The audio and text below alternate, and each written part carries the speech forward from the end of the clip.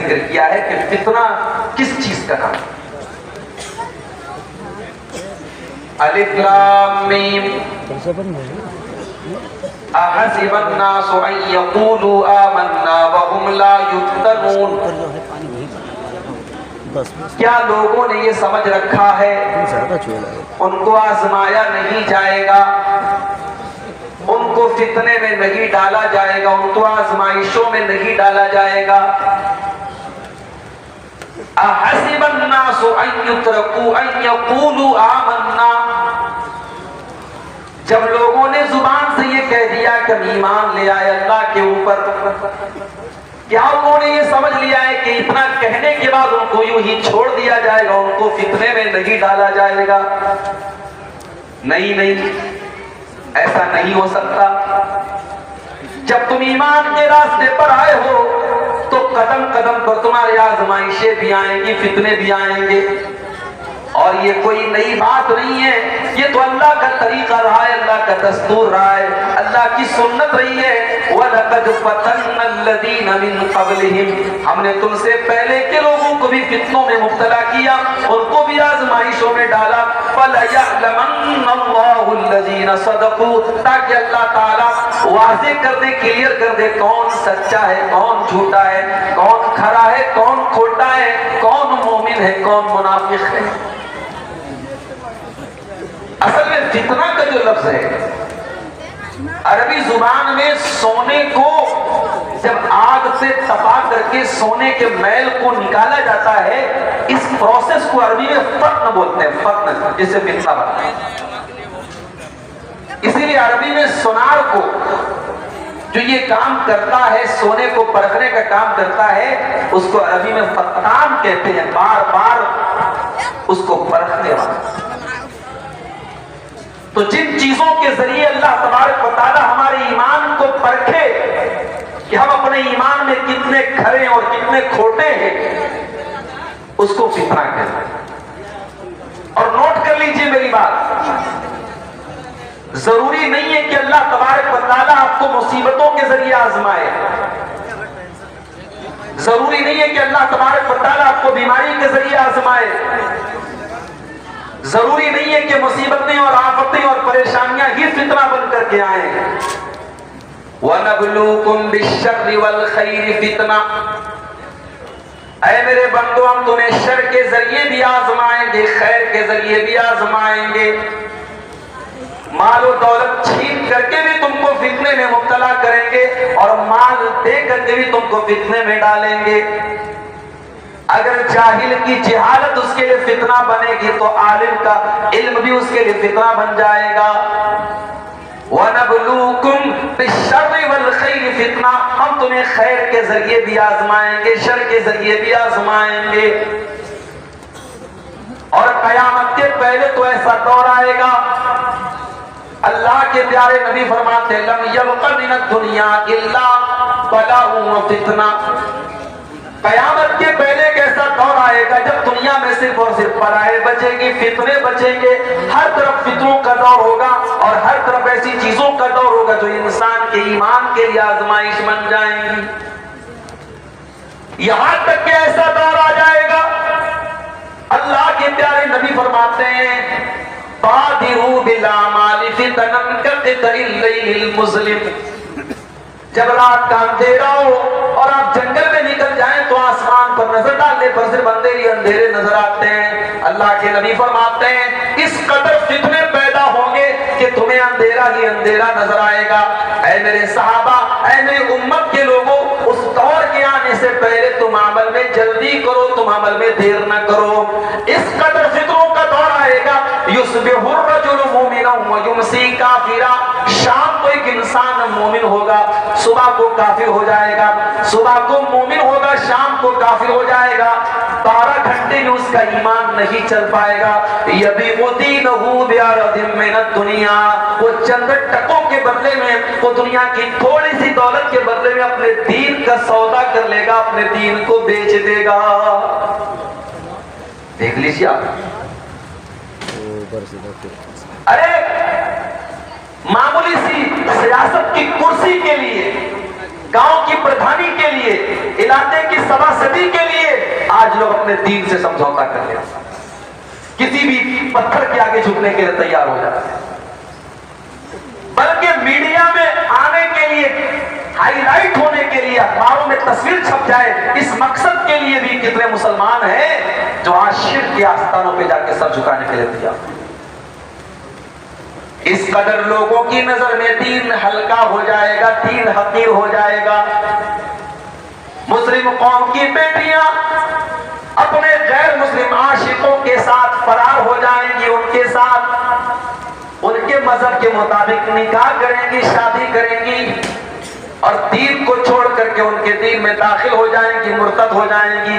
آج آپ دیکھ لیجیے، یبیعوا دینہم بعرض من الدنیا، اس قدر فتنوں کا دور پیدا ہو جائے گا کہ دنیا کے چند ٹکوں کے بدلے میں لوگ اپنے دین کو بیچ دیں گے۔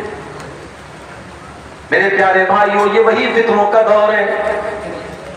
بخاری کے الفاظ ہیں، حضرت اسامہ بن زید رضی اللہ تعالیٰ عنہ فرماتے ہیں، اللہ کے پیارے نبی مدینہ کی ایک پہاڑی کے اوپر چڑھتے ہیں، بارش کا موسم ہے، بارش ہو رہی ہے، اللہ کے نبی فرماتے ہیں، او لوگو حل ترون ما ارا، کیا تمہیں وہ نظر آ رہا ہے جو مجھے نظر آ رہا ہے؟ صحابہ نے کہا، اللہ کے نبی ہم آپ کی بات نہیں سمجھے۔ آپ نے فرمایا، انی لأری الفتن خلال بیوتکم کمواقع القطر، جس طریقے سے بارش کے قطرے تمہارے گھروں میں داخل ہو رہے ہیں، تم نے پردے لٹکا لیے، تم نے کھڑکیاں بند کر لی، تم نے دروازے بند کر لیے، پھر بھی بارش کے یہ قطرے تمہارے گھروں میں داخل ہوتے چلے جا رہے ہیں۔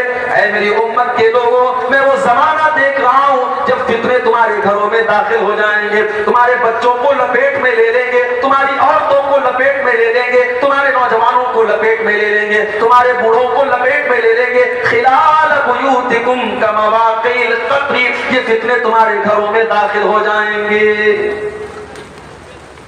ہر وہ چیز جو ہمارے دین کے لیے خطرہ بن جائے، ہمارے ایمان کے لیے خطرہ بن جائے، ہمارے اسلام کے لیے خطرہ بن جائے، that is called فتنہ، اس کو فتنہ کہتے ہیں۔ فتنہ کو سمجھنا ہے، ایک حدیث اپنے سامنے رکھا، تین خطیب ابو داؤد اور ترمذی کی روایت ہے، اللہ کے پیارے نبی خطبہ دے رہے ہیں، آپ کے پیارے نواسے حضرت حسن اور حضرت حسین رضی اللہ تعالیٰ عنہما، ابھی چھوٹے معصوم بچے، لال رنگ کا سرخ رنگ کا کپڑا پہن کر کے یا سرانی پھسلتے ہوئے گرتے ہوئے پڑتے ہوئے مسجد میں آ رہے ہیں۔ نانا جان کی نظر اپنے نواسوں پر پڑی، آپ سے برداشت نہ ہوا، آپ نے اپنے نواسوں کو مسجد میں آتے ہوئے دیکھا، آپ نے خطبے کو روکا، منبر سے اترے، اپنے دونوں نواسوں کو گود میں لیا اور آپ نے فرمایا، سچ فرمایا اللہ تعالیٰ نے قرآن کریم میں، انما اموالکم واولادکم فتنہ، تمہارا مال فتنہ ہے، تمہاری اولاد فتنہ ہے۔ او لوگوں، میں اپنے ان بچوں کو دیکھ کر، اپنے ان نواسوں کو دیکھ کر میں صبر نہ کر پایا، مجھ سے برداشت نہ ہوا، اور میں نے خطبہ روک کر کے ان کو جب تک گود میں نہ لے لیا مجھے چین نہ ملا۔ غور کرو میرے بھائی، اللہ کے نبی نے اپنے نواسوں کے لیے خطبے کو روکا، کتنی دیر روکا ہوگا؟ 2 منٹ، 4 منٹ؟ 2-4 منٹ کے لیے نبی کا خطبہ رک گیا تو نبی نے فتنہ قرار دیا۔ اور کاروبار کرنے والوں، بزنس مین لوگوں، آج تمہارا کاروبار چل رہا ہے، تمہاری دکانیں چل رہی ہیں، حی علی الصلاۃ کی آواز آ رہی ہے، تم اپنی دکانوں پہ مست بنے بیٹھے ہو، مال کمانے کے چکر میں تم نماز کو چھوڑ کے بیٹھے ہو۔ اب ذرا بتاؤ، تمہارا مال تمہارے لیے فتنہ بن گیا کہ نہیں بن گیا؟ تمہاری دکان تمہارے لیے فتنہ بن گئی کہ نہیں بن گئی؟ چند منٹ کے لیے نبی نے خطبہ روکا تو فرمایا، اولاد فتنہ ہے۔ وہ لوگ آج تو سر سے پیر تک ہم دنیا کے اندر غرق ہو گئے ہیں، دنیا کمانے کے چکر میں آخرت کو بھول کے بیٹھے ہیں۔ اللہ قرآن میں کہتا ہے، بل تؤثرون الحیات الدنیا والآخرۃ خیر وابقیٰ، میرے بندو تم دنیا کی زندگی کو ترجیح دیتے ہو جبکہ آخرت کی زندگی زیادہ بہتر اور زیادہ باقی رہنے والی ہے۔ کبھی غور کرنا میرے بھائی، 24 گھنٹے میں کتنی دیر ہم آخرت کے بارے میں سوچتے ہیں؟ صبح جب بستر سے اٹھتے ہیں آنکھ کھلتی ہے تب سے لے کر کے رات میں بستر پہ سونے تک ہم کتنی بار جنت کے لیے اور جہنم سے بچنے کے لیے اور اللہ کے عذاب سے بچنے کے لیے ہم محنت کرتے اور کوشش کرتے ہیں. ذرا غور کر لینا, ذرا ہم سب اپنے گریبانوں میں جھانک کے دیکھ لیں اور سوچ لیں کہ ہم دنیا کو ترجیح دیتے ہیں یا آخرت کو. دنیا فتنہ ہے میرے بھائی. اور آگے بڑھیے, اس دور کا سب سے بڑا فتنہ کیا ہے؟ ایمان. جو چیزیں آپ کے ایمان کو خطرے میں ڈال دیں, جو چیزیں آپ کے دین کو خطرے میں ڈال دیں, اس سے بڑا کوئی فتنہ نہیں ہے. آج ہمارے کتنے نوجوان ہیں کالجوں میں پڑھ رہے ہیں, کتنی ہماری بہنیں جو یونیورسٹیز میں پڑھ رہی ہیں, آج وہ اس طریقے کی تعلیم حاصل کر رہی ہیں, اس تعلیم میں دین نام کی کوئی چیز نہیں ہے. ہاں, دین سے دور کرنے والی چیزیں قدم قدم پہ ان کو سکھائی جا رہی ہیں. نتیجہ یہ نکل رہا ہے ہماری نوجوان نسل آج بظاہر تو مسلمان ہے, لڑکی بظاہر تو فاطمہ نام ہے, عائشہ نام ہے, لڑکے کا نام عبداللہ یا عبدالرحمان ہے, وہ کرتا پائجامہ بھی پہن رہا ہے, سر پہ ٹوپی بھی لگا رہا ہے, مگر مانسک روپ سے دماغی طور پر اس کو ایسا بنا دیا گیا, اس کو اسلام سے کوئی تعلق نہیں ہے, اس کو علماء سے نفرت ہو گئی ہے, اس کو مدرسوں کی تعلیم اچھی نہیں لگتی, اس کو قرآن کی آیتیں پڑھی جاتی ہے اس کو مزہ نہیں آتا ہے, اس کو میوزک میں سکون مل رہا ہے, اس کو ناچ گانے میں سکون مل رہا ہے, اس کو گندی فلموں کے ذریعے لذت مل رہی ہے. میرے پیارے بھائیوں, آج نوجوان نسل کا مرتد ہونا, نوجوان نسل کے اندر ایمان کا کم ہونا, یہ بہت بڑا فتنہ ہے اس دور کا. اللہ کے نبی نے فرمایا تھا قیامت کے پہلے ایسا دور بھی آئے گا, لوگ ایک دوسرے سے بہت سارے سوالات کریں گے, اور سوال کرتے کرتے شیطان اس اسٹیج تک لے کر کے آئے گا کہ لوگ ایک دوسرے سے پوچھیں گے کہ اللہ نے ہر چیز کو پیدا کیا, من خلق اللہ, اللہ کو کس نے پیدا کیا؟ اللہ کے اوپر سوال اٹھایا جائے گا کہ اللہ کو کس نے پیدا کیا. میرے پیارے بھائیوں, آج آپ دیکھ لیں نیوز چینل پر بہت سارے ایسے پروگرام چلتے ہیں جس میں پکڑ پکڑ کر کے ایسے نوجوانوں کو لایا جاتا ہے جنہوں نے اسلام کو پڑھا نہیں, جن کا علماء سے کوئی تعلق نہیں, جن کا دین سے کوئی تعلق نہیں, وہ اسلام کے اوپر الٹے سیدھے اعتراض کرتے ہیں. اور ہمارا میڈیا ایسے لوگوں کو ایسے لوگوں کو جو ہے سر پہ بٹھاتا ہے, اور ایسے لوگوں کے ذریعے اسلام کے خلاف لوگوں کے دل میں نفرت پیدا کرتا ہے. میرے پیارے بھائیوں, وقت کی ڈیمانڈ ہے, وقت کی مانگ ہے کہ ہمارے اندر ایک ایسے نوجوانوں کی ٹیم بھی ہو جو اس طریقے سے جو لڑکوں کو خراب کر رہے ہیں اور نوجوانوں کا مائنڈ جو ہے ڈائیورٹ کر رہے ہیں, ایسے نوجوانوں کو دین سے جوڑنے کا کام کریں. ایسی ٹیم بھی ہمارے پاس. اور آگے بڑھیے, اس دور کا بہت بڑا فتنہ شہوت کا فتنہ. انسان ہر وقت شہوت میں پڑا رہتا ہے. فیس بک کے اوپر وہ اچھی چیزیں دیکھ رہا ہے, اچانک فیس بک کے اوپر ریلز آ گئی, اس میں گانے بجانے بھی آ گئے, اس میں ولگر قسم کے چٹکلے بھی آ گئے, اس میں گندی تصویریں بھی آ گئی. عالم بھی دیکھ رہا ہے, جاہل بھی دیکھ رہا ہے, نمازی بھی دیکھ رہا ہے, بے نمازی بھی دیکھ رہا ہے. میرے پیارے بھائیوں, یہ فتنہ نہیں تو اور کیا ہے کہ اچھی چیزوں کے بیچ میں قرآن کی آیتوں کو آپ سن رہے ہیں, علماء کی تقریروں کو سن رہے ہیں, اور بیچ میں ایسا ایڈ آ جاتا ہے جو انتہائی بیہودہ ہے. آج شہوت کا فتنہ بھی ہمارے نوجوانوں کو برباد کر رہا ہے. رات رات پر ہمارا نوجوان بدکاری میں پڑا ہوا ہے, غیر محرم لڑکیوں سے چیٹنگ کر رہا ہے, اور ہماری قوم کی بیٹیاں فیس بک کے اوپر کسی نے تعریف کر دی, چند میٹھے بول دیے, محبت کا اظہار کر لیا, اس کو تصویریں دینا, اس کو پرائیویٹ باتیں شیئر کرنا, یہ عام بات ہو رہی ہے.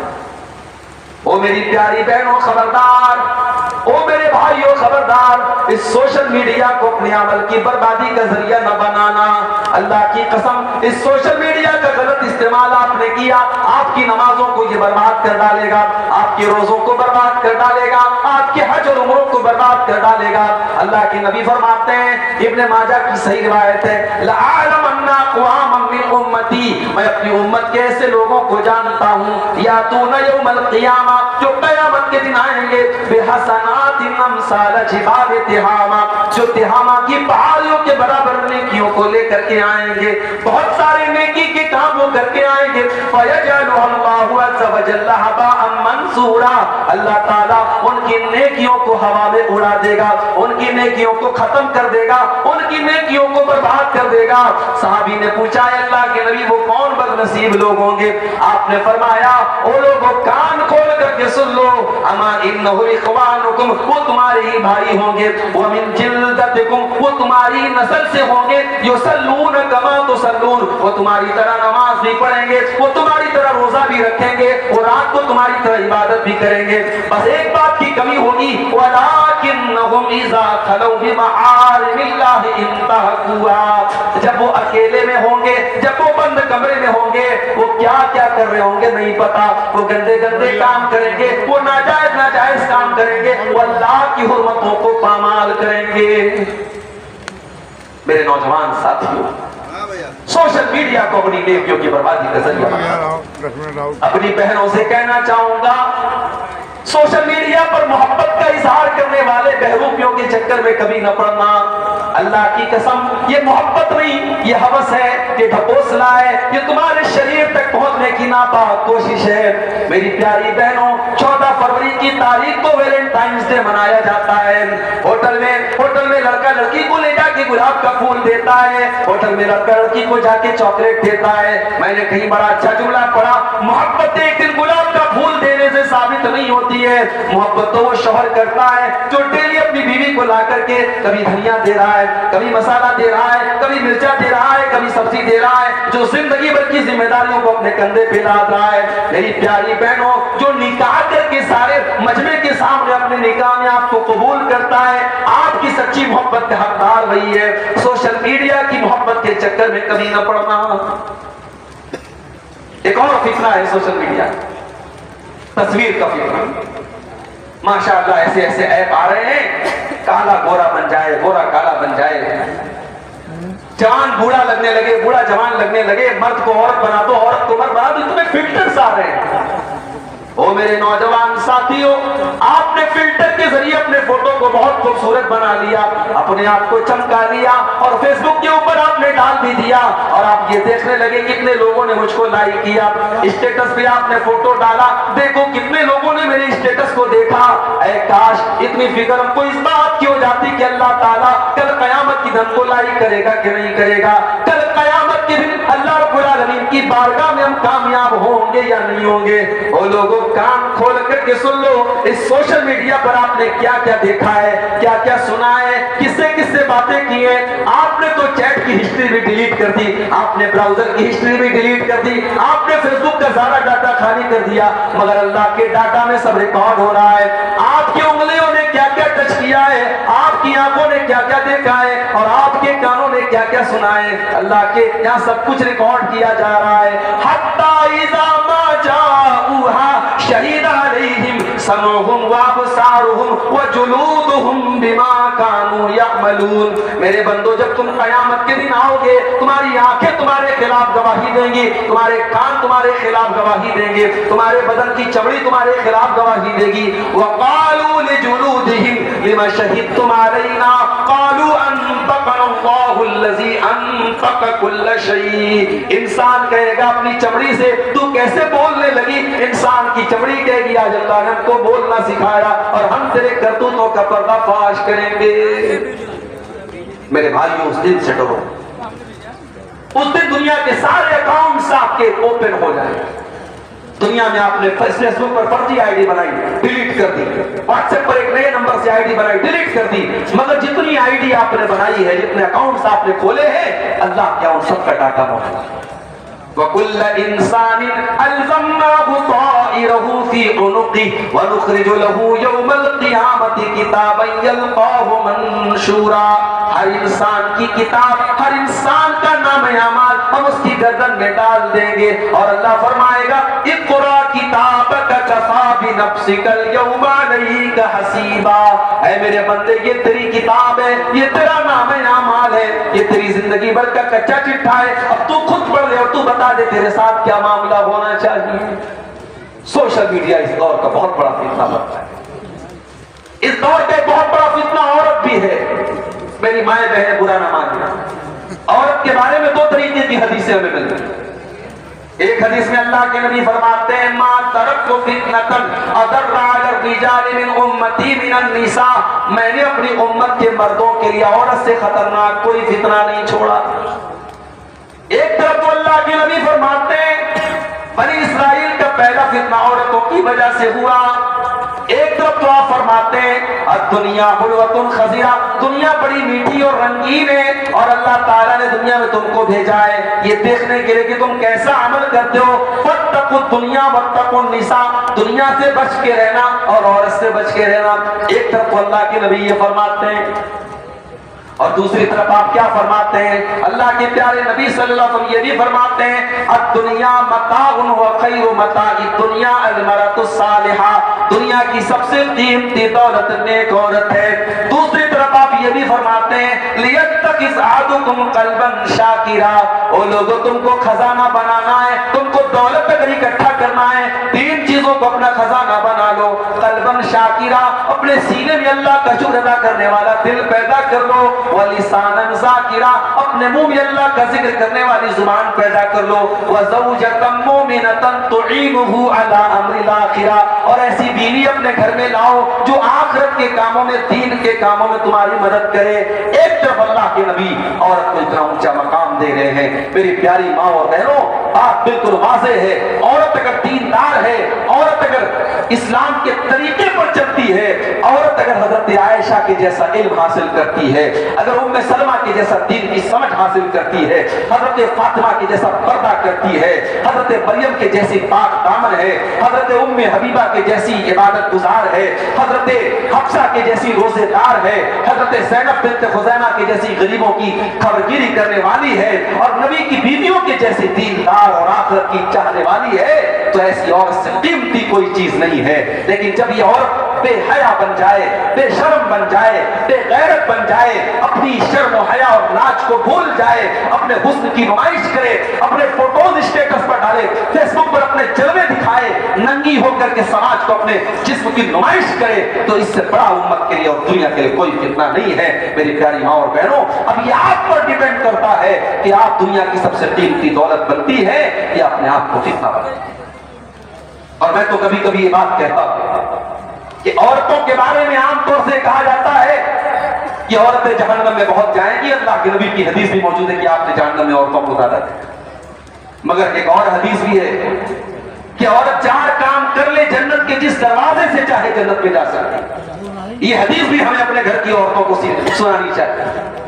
عورت کو اللہ تعالیٰ نے بہت سارے کاموں سے بری کر دیا ہے، کاروبار کرنے کی ضرورت تجھ کو نہیں ہے، روزی روٹی کمانے کی ٹینشن تیری نہیں ہے، گھر سنبھالنا ہے، بیوی کا حق ادا کرنا ہے، بیوی کے طور پر اپنا حق ادا کرنا ہے، ماں کے طور پر اپنا حق ادا کرنا ہے، بیٹی کے طور پر اپنا حق ادا کرنا ہے، تجھے شمع محفل نہیں بننا ہے، تجھے زینت کھانا بننا ہے۔ اور اے میری پیاری ماں بہنوں، 4 کام جو عورت کر لے جنتی ہے۔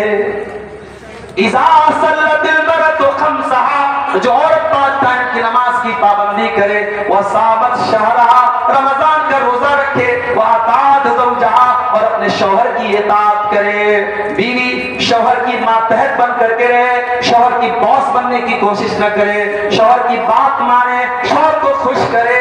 میری پیاری ماں بہنوں، آج سماج کی ایک تصویر یہ بھی ہے، بعض عورتیں ہر جلسے میں جایا کرتی ہیں، ہر پروگرام میں سنا کرتی ہیں، موبائل پر دیکھو تقریریں بھری پڑی ہیں، رات میں وہ قرآن بھی پڑھتی ہیں، مگر شوہر سے ڈھنگ سے بات تک نہیں کرتی ہیں، شوہر کی کوئی بات نہیں مانتی ہیں، شوہر کے جذبات کا خیال نہیں کرتی ہیں۔ کان کھول کر کے ایسی عورتیں سن لیں، ایسی عورتیں جنت میں لگی جائیں گی۔ ایک شادی شدہ عورت کو اگر جنت میں جانا ہے، اس کو اپنے شوہر کے جذبات کا خیال کرنا ہوگا۔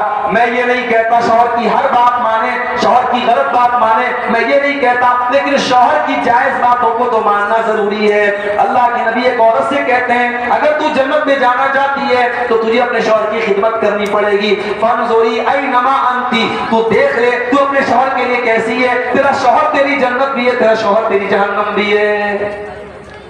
4 کام عورت کر لے، نماز پڑھے، روزہ رکھے، شوہر کی اطاعت کرے، اور چوتھا کام کیا کرنا ہے، وہ احسنت فرجہا، اپنی آبرو کی حفاظت کرے۔ بڑا نازک دور ہے میری بہنوں اس دور میں، جب ہمارے سدھارتھ نگر اور یہ پورا جو علاقہ ہے سدھارتھ نگر بستی اور بلرامپور کا یہ علاقہ الحمدللہ علماء کی نگری ہے اور بڑے بڑے ہمارے جماعت کے اکابر علماء کا یہ علاقہ ہے، مگر ان علاقوں میں جب ہم آ کر کے یہ دیکھتے ہیں صاحب شادی ہو رہی ہے اور شادی میں لڑکی کا باپ اپنی لڑکی کی شادی کے لیے زمین بیچ رہا ہے اور 10 لاکھ 15 لاکھ کی ڈیمانڈ ہو رہی ہے، تب ہمارا سر شرم سے جھک جاتا ہے اور ہمیں یہ سوچنا پڑتا ہے کہ جس قوم کی بیٹیوں کی شادی کرنے کے لیے باپ کو زمین بیچنی پڑے اور جس قوم کی بیٹیاں باپ کے سینے کا بوجھ بن جائیں اور غریب باپ اپنی جوانی میں کھلنے لگے کہ کیسے اپنی جوان بیٹی کی کیسے وہ شادی کرے، اس کا بڑھاپا وقت کے پہلے آنے لگے، تو پھر میرے پیارے ساتھیوں اس سماج کو سوچنا پڑے گا کہ وہ بدکاری سے کیسے بچے گا۔ آج حالات یہ ہیں آپ کی قوم کے، آج ہندوستان کی بہت بڑی ہوٹل کی کمپنی جس کے ہوٹلوں میں کھلم کھلا بے حیائی اور زناکاری اور بدکاری ہوتی ہے، وہ کمپنی جب اپنے ہوٹلوں کا سروے کرتی ہے تو وہ رپورٹ دیتی ہے کہ پورے بھارت میں اس کے ہوٹلوں کا سب سے زیادہ استعمال اگر کہیں ہوا ہے شہر حیدرآباد میں ہوا ہے، اور شہر حیدرآباد میں بھی مسلمانوں کی بستیوں میں مسلمان لڑکوں نے اور مسلمان لڑکیوں نے اس کے ہوٹلوں کا سب سے زیادہ استعمال کیا ہے۔ میرے پیارے بھائیوں یہ ڈاٹا ہمارے سروں کو شر سے جھکانے کے لیے کافی ہے اور پوری قوم کو جگانے کے لیے کافی ہے کہ اٹھ جاؤ اور اپنی قوم کو بچا لو اس بے غیرتی سے اور بے حیائی سے۔ جو قوم دنیا کو پاک دامنی کا درس سکھانے آئی تھی، آج اس قوم کے نوجوان لڑکے اور لڑکیاں زنا کی گندگی میں لپٹ ہیں۔ میرے پیارے ساتھیوں اسلام تو وہ دین ہے جو زنا کرنا تو بہت دور کی بات ہے، میرا رب قرآن میں کہتا ہے وَلَا تَقْرَبُوا الزِّنَا، تم زنا کے قریب بھی نہ جانا، تم زنا کے پاس بھی نہ جانا، إِنَّهُ كَانَ فَاحِشَةً وَسَاءَ سَبِيلًا، یہ بہت گندا کام ہے، بہت برا راستہ ہے۔ اسلام نے کیوں حکم دیا عورت گھر سے نکلے پردے میں نکلے؟ اسلام نے کیوں حکم دیا کہ جب کوئی لڑکی نظر آئے مردوں کو حکم دیا کہ اپنی نگاہوں کو نیچی رکھو؟ کیوں حکم دیا گیا عورت مردوں کے پاس سے گزرے تو خوشبو لگا کر کے نہ گزرے؟ کیوں حکم دیا گیا عورت بغیر محرم کے سفر نہ کرے؟ کیوں حکم دیا گیا عورت بغیر محرم کے کہیں رات نہ گزارے؟ کیوں حکم دیا گیا مرد اور عورت تنہائی میں ایک غیر محرم مرد کسی غیر محرم عورت کے ساتھ تنہائی میں نہ ملے، اگر ملے گا تو تیسرا وہاں پہ شیطان ہوگا؟ یہ تمام چیزیں اگر اپنے سامنے رکھو میرے پیارے ساتھیوں، اسلام نے آپ کو زنا کرنا تو بہت دور کی بات ہے، زنا تک لے کے جانے والے جتنے چور دروازے ہیں ان سب سے روکا ہے، مگر آج افسوس کی بات ہے اس قوم کا نوجوان، اس قوم کی لڑکیاں، اس قوم کے لڑکے آج اس گندگی میں لپت ہوتے چلے جا رہے ہیں اور ہم آپ تماشا ساحل پہ کھڑے ہو کے تماشا دیکھ رہے ہیں۔ میرے پیارے بھائیوں ہمیں نکاح کے سسٹم کو آسان کرنا پڑے گا، ہمیں اپنے لڑکے اور لڑکیوں کی شادی میں دینداری کو ترجیح دینی پڑے گی، اور جس طریقے سے لڑکیاں شادی کی عمر کو ہوئیں اور ہم شادی کر دیتے ہیں، ہمیں لڑکوں کی شادی بھی صحیح وقت پر کرنی پڑے گی۔ میرے پاس بعض نوجوانوں کا فون آیا، مولوی صاحب آپ لڑکیوں کی شادی پر تقریر میں بہت بولے ہیں کہ غریب لڑکیوں کی شادی لوگ نہیں کرتے ہیں، کرنا چاہیے، لیکن مولوی صاحب تصویر کا ایک پہلو یہ بھی ہے۔ بنارس کے ہمارے ایک نوجوان بھائی نے مجھے فون کر کے کہا کہ میرا رشتہ دیکھنے کے لیے عورتیں آئیں، میرا اچھا مکان بھی ہے، میں اچھا کما بھی رہا ہوں، میرا رشتہ دیکھنے کے لیے عورتیں آئیں اور جانے کے بعد ریجیکٹ کر دیا، اور وجہ کیا بتائی؟ گھر بہت چھوٹا ہے۔ حالانکہ ایسا نہیں، گھر بہت چھوٹا نہیں تھا، لیکن غریب بیٹی کی ماں بھی سوچتی ہے میری بیٹی محل میں جائے، میری بیٹی حویلی میں جائے۔ میری پیاری ماں اور بہنوں اپنی سوچ کو بدلو، اگر لڑکا دیندار ہے، لڑکا اچھا کما رہا ہے، اس کا گھر کچھ معمولی بھی ہے تو دینداری کو ترجیح دو۔ وہ دیندار لڑکا کچھ نہیں کرے گا تو کم سے کم آپ کی بیٹی کو خوش رکھے گا۔ اللہ کے پیارے نبی فرماتے ہیں اذا خطب الیکم ممن ترضون دینہ وخلقہ، جب تمہارے بیٹے بیٹیوں کے لیے ایسا، تمہاری بیٹیوں کے لیے ایسا رشتہ آئے، لڑکا دیندار ہے، لڑکا بااخلاق ہے، فزوجوہ، تو تم اپنی بیٹیوں کی شادی اس نوجوان سے کر دو۔ الا تفعلوا، اگر تم ایسا نہیں کرو گے تکن فتنۃ فی الارض، تو زمین کے اندر فتنہ پھیل جائے گا، فساد پھیل جائے گا، اور آج فساد پھیل چکا ہے، فساد پھیل چکا ہے میرے پاس۔ لڑکیوں کی شادی آپ کرتے ہیں، لڑکی دیکھنے کے لیے، بہو دیکھنے کے لیے ماں جاتی ہے، لڑکی بڑی اچھی ہے، عالمہ ہے، دیندار ہے، نمازی ہے، مگر کوئی ہلکا سا بھی عیب ہے تو ماں آ کر کے ریجیکٹ کر دیتی ہے. یہ سب تو ٹھیک ہے, ہائٹ تھوڑی کم ہے. میری پیاری ماں اور بہنوں, ان چھوٹی چھوٹی بنیادوں پر اچھے رشتوں کو ٹھکراؤ گی تو پچھتاؤ گی. کل کسی حور پری کو گھر میں لے کے بھی چلی آؤ گی, وہ دیندار نہیں ہے تو تمہارا گھر جہنم بنا کے رکھ دے گی. اگر ہائٹ کچھ کم ہے, اگر رنگ کچھ دبا ہے, اگر معمولی جسمانی طور پر کچھ کمیاں ہیں, ان کو نظر انداز کر کے دین کو ترجیح دو. بالکل ٹارچ لے کر کے خوبصورت ترین بہو تلاش کرنے کے چکر میں نہ پڑو. اللہ کے پیارے نبی فرماتے ہیں تنکح المرأۃ لأربعین, جب عورت کا نکاح ہوتا ہے 4 چیزیں عورت کے اندر دیکھی جاتی ہیں, لمالہا ولحسبہا ولجمالہا ولدینہا. مال دیکھا جاتا ہے, خوبصورتی دیکھی جاتی ہے, خاندان اور برادری دیکھی جاتی ہے, اور دینداری دیکھی جاتی ہے. نبی نے فرمایا فاظفر بذات الدین, دیندار عورت کو ترجیح دو, تم کامیاب ہو جاؤ گے. میرے پیارے ساتھیوں, اس دور کا بہت بڑا فتنہ عورت پر نیچے.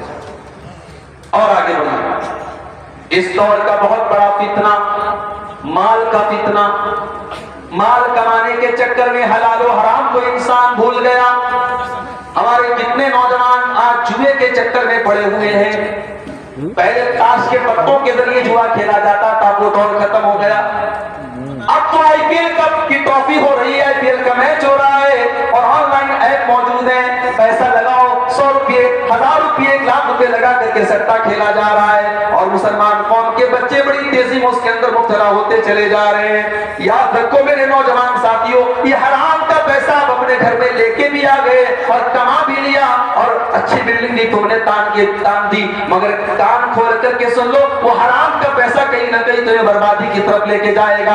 وہ حرام کی کمائی تمہارے گھر والوں کو بربادی کی طرف لے کے جائے گی. اسی لیے اللہ کے نبی فرماتے ہیں یاتی علی الناس زمان لا یبال المرء من اين اخذ المال. ایک ایسا زمانہ بھی لوگوں پر آنے والا ہے جب انسان مال کمانے کے چکر میں اندھا ہو جائے گا, نہیں سوچے گا کہ حلال طریقے سے کما رہا ہے یا حرام طریقے سے. اس دور کا ایک اور بہت بڑا فتنہ ہے علماء سے دوری کا فتنہ. ہمارے پڑوسی ملک میں ایک عورت نے کپڑا پہنا, کپڑے کے اوپر عربی کے کچھ الفاظ لکھے تھے. لوگوں نے سمجھا قرآن کی آیتیں لکھی ہے, لوگوں نے عورت پر جان لیوا حملہ کیا. بعد میں علماء نے بتایا نہیں صاحب, اس پہ عربی کے کچھ الفاظ لکھے ہیں, قرآن کی آیت نہیں لکھی. علماء ہی بتائیں گے کیا صحیح ہے کیا نہیں. انجینئر صاحب نہیں بتائیں گے, ایڈوکیٹ صاحب نہیں بتائیں گے, فلانے اور ڈھکانے نہیں بتائیں گے, جنہیں قرآن پڑھنے کی کبھی دنیا وہ بھی فتوا دے رہا ہے. جو حدیث کی سمجھ نہیں رکھتا وہ بھی حدیث کا مطلب بتا رہا ہے. ہمیں اور آپ کو اپنے علماء سے جڑنا پڑے گا میرے بھائی. اور جب بات ہم علماء سے جڑنے کی کرتے تو ایک بات اور سن لو, اگر آپ کے ذہن میں یہ چلتا ہے کہ ہمارا عالم جو ہے, ہماری مسجد کا جو امام ہے وہ بالکل معصوم ہونا چاہیے, تو یہ پاسبل ہے. کمزوریاں تو اس کے ساتھ بھی انسان تو ہوگی. محلے کا آدھا محلہ سویا رہے اور امام مسجد کسی ایک دن فجر کی نماز میں سویا رہ جائے, بیچارہ اس کی نیند لگ جائے, یا شادی شدہ انسان ہے سویا رہ گیا, غسل نہیں کر پایا ٹائم سے, تو اگلے دن پوری مسجد کے مصلیان اس سے حساب لینے لگتے کہ صاحب آپ نماز میں نہیں نظر آئے فجر کی نماز. یہ رویہ میرے بھائی درست نہیں. اپنے علماء کی قدر کرو, اپنے علماء کی ضرورتوں کا خیال رکھو. یہ آپ کے رہبر ہیں. ہم نے اسی اپنے علاقے میں ایسے علماء کو بھی دیکھا ہے. لاک ڈاؤن کا مشکل پیریڈ تھا, مدرسے میں جہاں 20-20 سال انہوں نے پڑھایا تھا اور بڑی معمولی تنخواہوں پر پڑھایا تھا, بڑی قربانیاں دے کے پڑھایا تھا. لاک ڈاؤن کا پیریڈ آیا, کمائی کے سارے راستے بند ہو گئے, مدرسے والوں نے آنکھیں پھیر لی, تنخواہ دینا بند کر دیا, فاقوں کی نوبت آ گئی, لوگوں سے قرضے مانگ کے اور بھیک مانگ کے علماء نے زندگی گزاری. اور یہی وجہ ہے کہ لاک ڈاؤن کے بعد علماء کی ایک بڑی جماعت نے طے کر لیا ہمیں نہیں کرنا ہے مسجد میں امامت, ہمیں نہیں پڑھانا ہے کسی مدرسے میں پرائیویٹ طور پر, ہمیں لوگوں کی غلامی نہیں کرنا ہے. ہم تجارت کریں گے, ہم بزنس کریں گے, ہم حلال طریقے سے 2 وقت کی روٹی کھا لیں گے, ہم کسی کی غلامی نہیں کریں گے. میرے بھائیوں, آپ یاد رکھیں اپنے علماء کا استحسان نہ کریں. صحابہ کرام نے ہمیں یہ مزاج دیا ہے کہ اپنے علماء کی ہم ضرورتوں کا خیال رکھیں. اللہ کے نبی ایک کھجور کے تنے پہ کھڑے ہو کے خطبہ دے رہے تھے. اللہ کے نبی ایک کھجور کے تنے پر کھڑے ہو کے خطبہ دے رہے تھے. ایک عورت کی نظر پڑی, اس نے کہا اللہ کے نبی میرا بیٹا بڑھئی کا کام کرتا ہے, میں آپ کے لیے ممبر تیار کروا دیتی ہوں, میں آپ کے لیے خوبصورت ممبر بنوا دیتی ہوں. ممبر بنا کر کے اس عورت نے اگلے ہفتے اپنے لڑکے سے کہہ کر کے ممبر بھجوا دیا. پتہ یہ چلا اگر ہمیں اپنے علماء کی کوئی ضرورت ضرورت محسوس ہو رہی ہے, ہمیں پتہ لگ رہا ہے یہ غریب ہے, یہ ضرورت مند ہے اور ان کو اس چیز کی ضرورت ہے, ان کی ضرورت کو بغیر کہے پورا کر دیا جائے, یہ مزاج بھی اپنے اندر پیدا کرو میرے بھائیوں. علماء کے اوپر اور دین کے طلباء کے اوپر خرچ کرنے کا مزاج بھی پیدا کرو, اس میں بھی ثواب ہے اور وہ بھی دین کے اوپر خرچ کرنے کے سلسلے میں آتا ہے. علماء سے جڑو میرے بھائیوں اور علماء سے اپنا ناطہ مضبوط کرو. اللہ کے نبی نے فرمایا قیامت کے پہلے ایسا دور بھی آئے گا جب علماء دنیا سے چلے جائیں گے. آپ دیکھ لیں دھیرے دھیرے ہماری جماعت کے اکابر علماء جا رہے ہیں, ہماری جماعت کے بزرگ علماء جا رہے ہیں, اور اب جو بچے ہیں تو ظاہر ہے اب وہ بات تو نہیں ہے, وہ معیار تو نہیں ہے, وہ خلوص تو نہیں ہے, وہ علم تو نہیں ہے, وہ تقویٰ تو نہیں ہے. میرے پیارے ساتھیوں, اس لیے جو علماء موجود ہیں ان کی قدر کرو. اللہ کے نبی نے فرمایا جب علماء چلے جائیں گے حتیٰ اذا لم یبق عالما اتخذ الناس رؤوسا جہالا, لوگ جاہلوں کو اپنا مفتی بنا لیں گے, جاہلوں کو اپنا سردار بنا لیں گے, اور جاہل فتوا دیں گے اور جاہلوں سے لوگ فتوا پوچھیں گے. تو فتوا دینا جاہل کا کام نہیں ہے, آپ علماء سے فتوا حاصل کریں. رمضان کا مہینہ چند دنوں کی دوری پر آ رہا ہے. میرے پیارے ساتھیوں, رمضان کا معاملہ ہے, تراویح کا معاملہ ہے, روزوں کے مسائل کا معاملہ ہے. آپ علماء سے جڑیے اور علماء سے رابطہ حاصل کریں. اب آخری بات بیان کر کے 2:30 بجنے والے ہیں, مجھے نکلنا ہے, لمبا سفر ہے. آخری بات بیان کر کے بات ختم کر رہا ہوں. یہ جو فتنے ہیں, ان فتنوں کے دور میں ہماری رسپانسبلٹی کیا ہے, ہماری ذمہ داری کہ ہم کیا کریں؟ تو کان کھول کر کے سنو. فتنوں کے اس دور میں ہمیں جو کام کرنا ہے, نبی نے 2 چیزیں ہم کو بتائی. پہلی چیز آپ نے فرمایا تاخذون امر خاصتکم وتذرون امر عامتکم. جب فتنوں کا دور آ جائے تو پبلک کے چکر میں نہ پڑنا, عوام کے چکر میں نہ پڑنا, پہلے اپنی فیملی کی چنتا کرنا, اپنے پریوار کی چنتا کرنا, پہلے اپنے گھر والوں کو فتنوں سے بچانے کی کوشش کرنا. یہ مت دیکھنا دنیا کہاں جا رہی ہے, پہلے یہ دیکھنا کہیں میرے گھر